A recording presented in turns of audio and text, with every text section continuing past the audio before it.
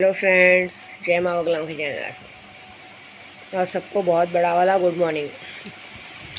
आज मंगलवार है, माँ बगला मुखी का दिन है, यल्लमा माँ का दिन है, कहते हैं ना काड़ू बाई का दिन है, धावजी पाटिल का दिन है।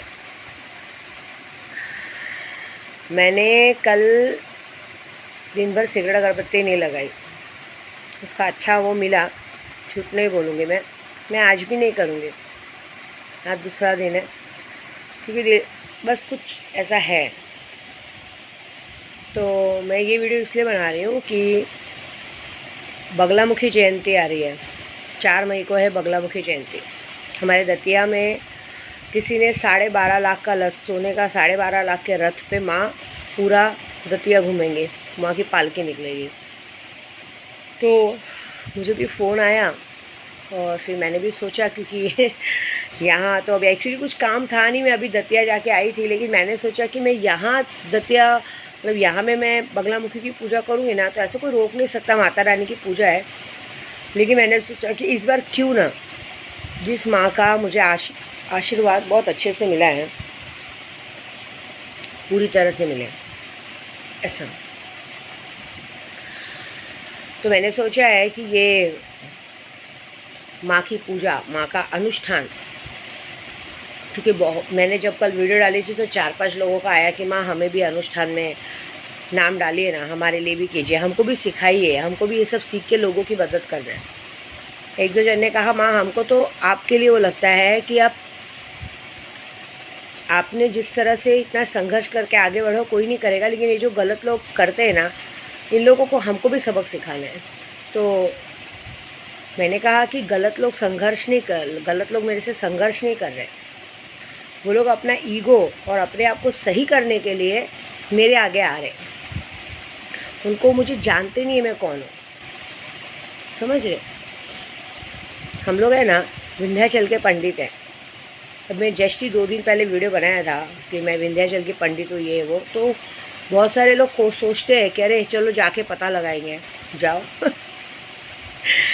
जाओ, आपको पता नहीं है वो जगह ऐसी है ना, यूपी गांव एक ऐसी जगह है ना जहां इंसान जाता अपनी मर्ज़ी से, निकलता सबकी मर्ज़ी से। बॉम्बे और यूपी में बहुत फ़र्क रहता है, ये बात याद रखना। आपने सुना होगा हमारे यूपी वालों को सब बहुत गाली देते हैं। मैं यूपी की पंडित हूँ, बाप विंध्यवासिनी की बेटी हूँ, मैं अपने चतुरानंद भैया लोग की बहन हूँ। अगर मैं उधर विंध्याचल के चतुरानंद भैया के होटल में भी रुकती हूँ ना, हम लोग गुरु भाई लोग हैं, गुरु भाई बहन हैं, मतलब माँ विंध्यवासिनी के बच्चे हैं। तो हमारे में हम लोग में एक ऐसा बॉन्डिंग रहता है ना, एक ऐसा मतलब इतना अटूट रिश्ता रहता है ना कि अगर किसी ने वहाँ जाके ऐसे मैं बहुत बार पहले वहाँ रह चुकी हूँ ना, तो अगर कोई यूट्यूब का भी आके कोई बोलेगा ना, अरे वो विद्या देवी यहाँ पे आई है आज रूम में, कहीं मेरे को मिलना है, तो मेरा भाई उसको पहले सीधा सवाल ये करेगा कि कौन विद्या देवी है, क्यों मिलना है तुमको, कोई नहीं है यहाँ विद्या देवी, चलो हटो। ऐसा जब तक तुम वहाँ पूछ रहे हो तब तक वो मैसेज मुझ तक आ जाएगा और तब तक वो उन लोग वो तुम नाम लेके मेरा घुस तो जाओगे, लेकिन निकलना बहुत मुश्किल होगा, क्योंकि हम लोग एक थोड़ी हैं, 1051 पंडित हैं, वहाँ हमारी चलती है एक पहली बात है, मैं अपने पंडित का बता रही हूँ, मैं किसी को नहीं बोल रही, मैं बता रही हूँ कि हमारा वो पंडित समाज इतना मजबूत है ना कि गलती से भी अगर वहाँ किसी ने किसी का नाम लिया या पता लगाया कि इसकी पहुँच क्या है, वो क्या है, पहली बात तो वहाँ तुम्हें कोई कुछ बताएगा नहीं। दूसरी बात, अगर उन लोगों को ज़रा सा भी भनक लगा कि यह आदमी गलत है और कुछ गलत इरादे से आया है, तो ये बात पक्की है कि वहाँ जाना तुम्हारी मर्ज़ी होगी, लेकिन वहाँ से निकलना उनकी मर्ज़ी हो जाएगा आम के पेड़ लगा दिए जाते डायरेक्ट, ऐसा बात है। छोड़ो, मुझे कुछ टेंशन नहीं है, क्योंकि वहाँ मैं आंख बंद करके बिंदास रहती हूँ, क्योंकि मुझे पता है वहाँ पे कौन है, मेरा शेर है, मेरा भाई, बेफिक्र रहती हूँ, मुझे कुछ टेंशन नहीं। मेरी माँ विंध्यवासिनी है, मेरा भाई है। कुछ साल पहले मेरे पीछे मेरे खुद के घर वाले मेरे पीछे पड़े थे मुझे मारने के लिए, मैं आपको झूठ नहीं बोलूँगी। वो दिन है और आज का दिन है। शायद उन लोगों ने भी माँ विंध्यवासिनी का दर्शन नहीं किया है, क्योंकि जहाँ से रास्ता है ना माँ के घर, माँ के मंदिर जाने का, वही मेरे भाई का होटल है। और वहाँ ही होटल होने के बाद उस मंदिर में अगर कोई भी जाता है डायरेक्ट, तो उनको पता चलता है कौन आया है, क्योंकि सारा उनके ही हाथ में है। अभी की बात है, मैं स्नेहा के साथ गई थी, रूम में गई तो भैया शायद सो रहे थे, तो मैं फटाफट गई। मैं चलो मैं अब आई हूँ, पहले हाथ पैर धो के माँ का मुख दर्शन करके आती हूँ झांकी से, बाद में भैया के साथ जाऊँगी अंदर। उसके लिए भी भैया ने मुझे डांटा था। जैसे ही मैं मंदिर से बाहर निकली, झांकी का दर्शन करके बोलते हैं तुम मंदिर गई थी? मैं बोले हाँ भैया, वो मैंने थोड़ा मुख दर्शन कर लूँ। बोलते क्यों गई थी? मैं जब बोल रहा हूँ कि अकेले नहीं निकलने का, मैं आता था ना ऐसा। तो एक तरह से मुझे पूरा विंध्याचल जानता है। तो ये बात है कि विंध्याचल जिसको जाके पता लगाने लगा, वहाँ सिर्फ मेरा भैया है, बाकी पूरा विंध्याचल है। जरा भी भनक लगा ना किसी को, तो ये बात तो पक्की, साले जाओगे अपनी मर्ज़ी से, निकलोगे मेरी मर्ज़ी से। ये बात है, क्योंकि जब 2-3 साल पहले कांड हुआ था ना, तो मेरे भाई ने यही कहा था, ये साले अगर यहाँ रहे होते ना, तो अभी 2-3 पहले जो मेरे घर पे गुरुवार शुक्रवार को कांड हुआ था, जिसने भी ऐसा भेजा था, मेरे को एक ही बात का दुख था। मेरे भाई ने यही कहा था कि दीदी अगर यही काम गांव में होता ना, मैं सच बोलती हूँ, मैं यही बात की दुखी थी कि यहाँ मैं किसी यूट्यूब पे बोल के रह जा रही हूँ, लेकिन अगर यही कांड गांव में हुआ रहता ना, ये जो कांड मेरे साथ इधर हुआ, मेरे साथ तो नहीं, मेरे घर में घुसने की कोशिश की, फिर केशव के पापा ने ऐसी हरकत की ये काम गाँव में हुआ रहता ना, बुरी तरह से तोड़े जाते थे सब लोग, बुरी तरह से तोड़े जाते थे। ये बात है, क्योंकि हर जगह का एक रुतबा रहता है, हर जगह अपनी जगह रहती है। अब ये कैसा, ये महाराष्ट्र है, कानून शासन है, यहाँ पे चाह के भी हम ज़्यादा मगजमारी नहीं कर सकते, अपने काम से काम रहना अच्छा है। लेकिन वो जगह हमारी है, वो लोग हमारे हैं, वहाँ सिर्फ और सिर्फ हमारी चलती है। आजमा के देखो, कोई टेंशन नहीं है पहली बात तो मुझे एक बात की हंसी आती है कि जो लोग ऐसी गलती करते हैं, उनको अपनी गलती पे शर्म नहीं आती, और ये सोचते हैं कि हम हैं, बाकी सब साले पानी चाय कम है। वो इज़्ज़त, वो प्यार, वो सब कुछ भूल जाते हैं कि जो हम देते हैं। ये भूल जाते हैं कि अगर इतनी बड़ी हस्ती मुझे इज़्ज़त और प्यार दे रही है, तो इसका रुतबा कितना होगा, तो मेरे अंदर पावर कितनी होगी। मैं कोई ऐसी छोटी मोटी हस्ती नहीं हूँ, दिखाऊंगी मैं तो मैं बगलामुखी मंदिर जा रही हूँ, दतिया, कुछ 4 मई को है वहाँ पे, तो मैं 2-4 दिन में निकल जाऊँगी। मेरे गांव से ज़्यादा दूर नहीं है, मेरे गांव से कुछ 250-300 किलोमीटर दूरी है। मैं वहाँ से हो सकेगा तो जाऊँगी भैया के पास, लेकिन अभी तो भैया चिल्लाएंगे, तो भी मैं जाऊँगी अपने गाँव तक, क्योंकि सब माइंड डिस्टर्ब हुआ है ना, तो मुझे वहाँ जाके उन्हें बताना है। और उनको बताना क्या, वो तो मेरी वीडियो देखते हैं, पता ही चल जाता है, वो उनको हिंट मिल ही जाता है, फिर वो अपने हिसाब से जो करना है करते हैं, उनको पता है कि अब क्या करना है आगे। दूसरा, मैं दतिया जाऊंगी, दतिया में रहूँगी 7-8 दिन, 10 दिन वहीं पे, और वहाँ पे मैं बगलामुखी का अनुष्ठान करूँगी। इसलिए मैंने कहा कि आप सब में से जिसको भी लगे कि बगलामुखी अनुष्ठान कोई शक्तियाँ चाहिए तो करवाइए, क्योंकि वहाँ अनुष्ठान भी होगा और वहाँ पे हवन भी होगा। क्योंकि मंदिर में मंत्र जाप करने से कोई नहीं रोक सकता भाई। मंदिर में हम बैठ के अपना मंत्र जाप करेंगे, सब बगलामुखी का जप करते हैं, मैं भी करूँगी, क्योंकि मेरा भी दिल दिमाग इस वक्त बहुत अलग हुआ है तो वहाँ जाके, क्योंकि अब कुछ काम नहीं बचा है ना, सब ग्रुप वालों का काम हो चुका है, सब हो चुका है। जाऊँगी शांति से, अपने केशव के साथ वहीं बैठूँगी, सब अपना पूजा पाठ करूँगी। हाँ, लेकिन इस अनुष्ठान में कुछ ऐसा करके आऊँगी कि मैंने आज तक, पता है, जिस भी औरत के लिए या जिस भी आदमी के लिए जो कुछ कहा है, वो 101% सच निकला है।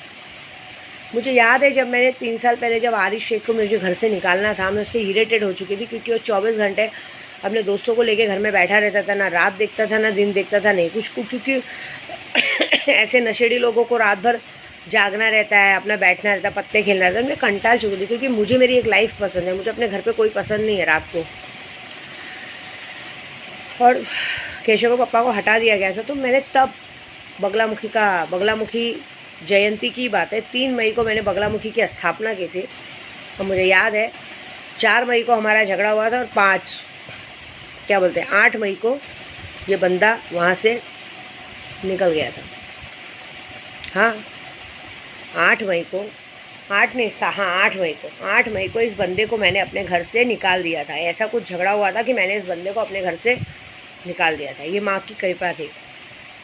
मतलब ऐसा कुछ हुआ था कि माँ ने खुद ही उसको ऐसे हटा दिया था हमेशा के लिए।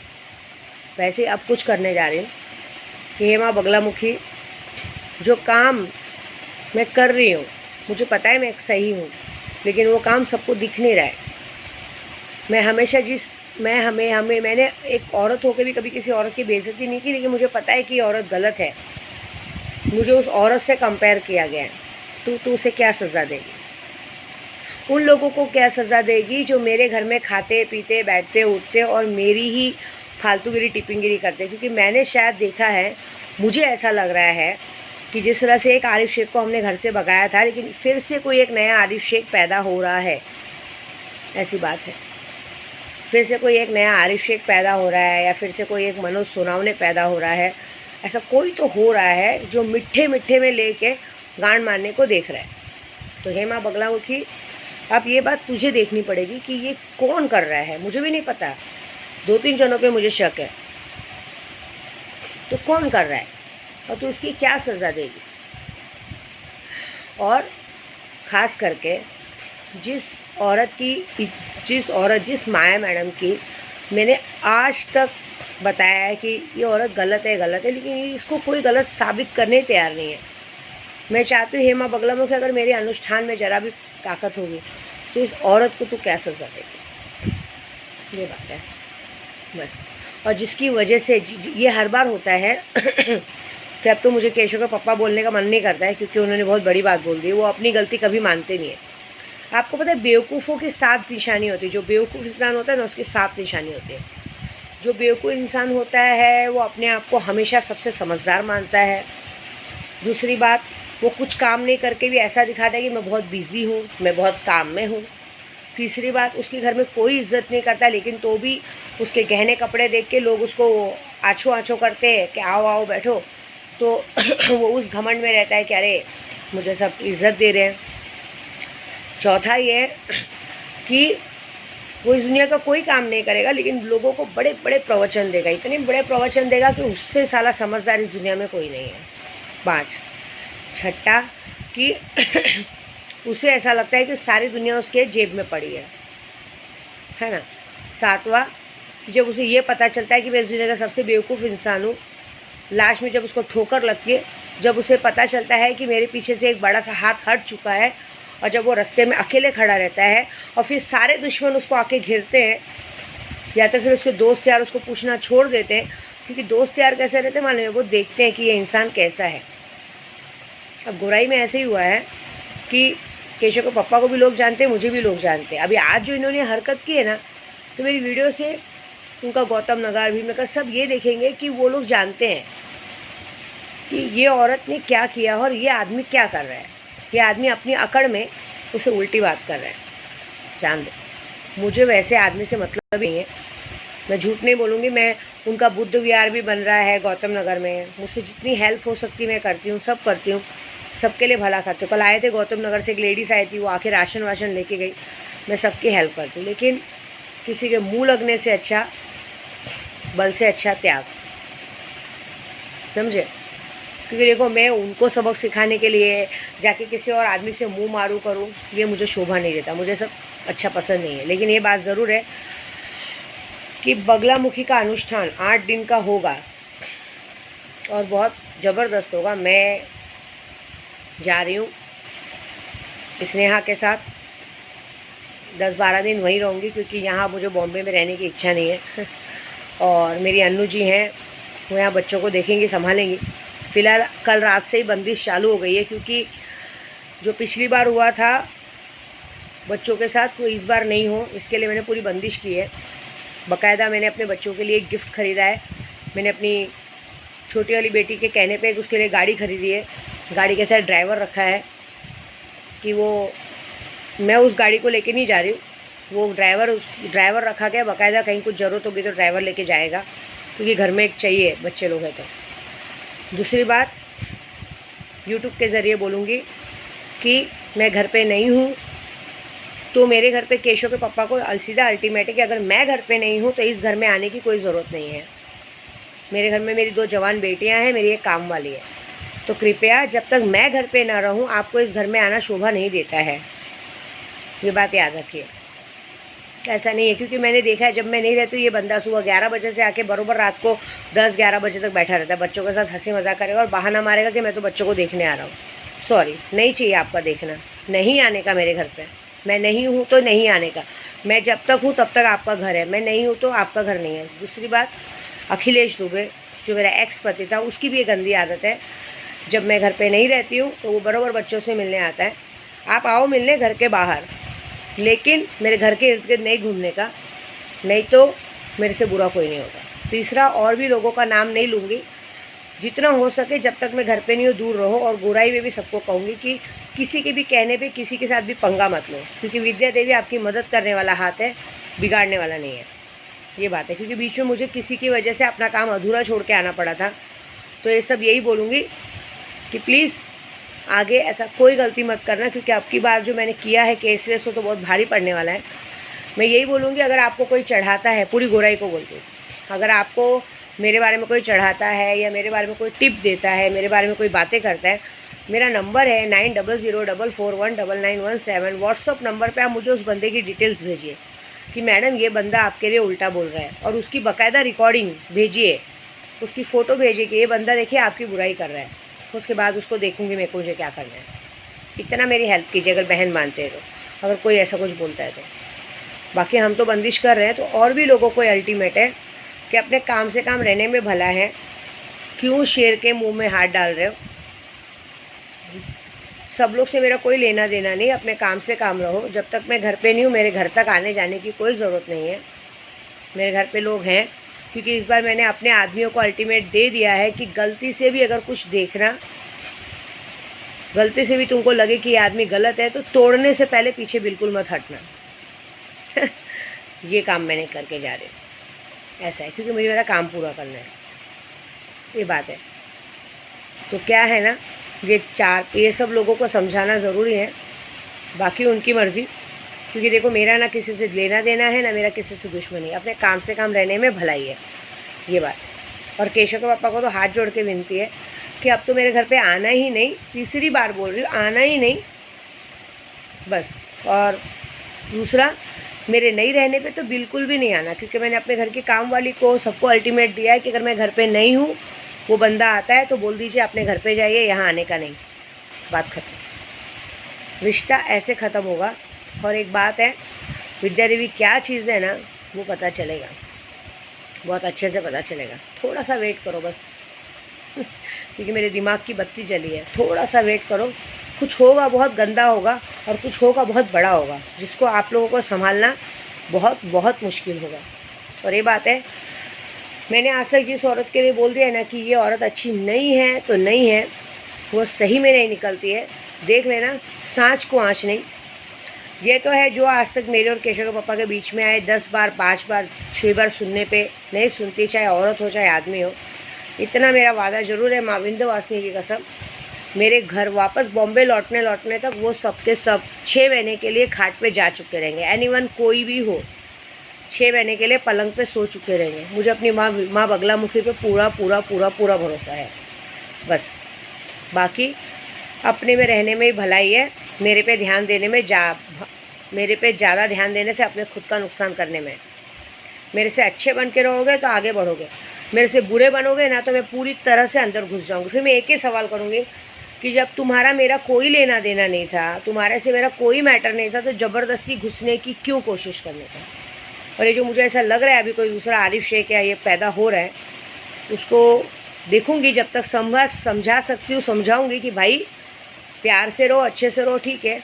तो जिस दिन मुझे लगेगा कि पानी सर से ऊपर जा रहा है, उस दिन इस बार सामने से मैं फिर वो करूँगी। फिर सारी हेकड़ी मुझे निकालने अच्छे से आती है। फिर जो मैं करूँगी वो बहुत गंदा होगा, ये वादा है मेरा। जय माता दी।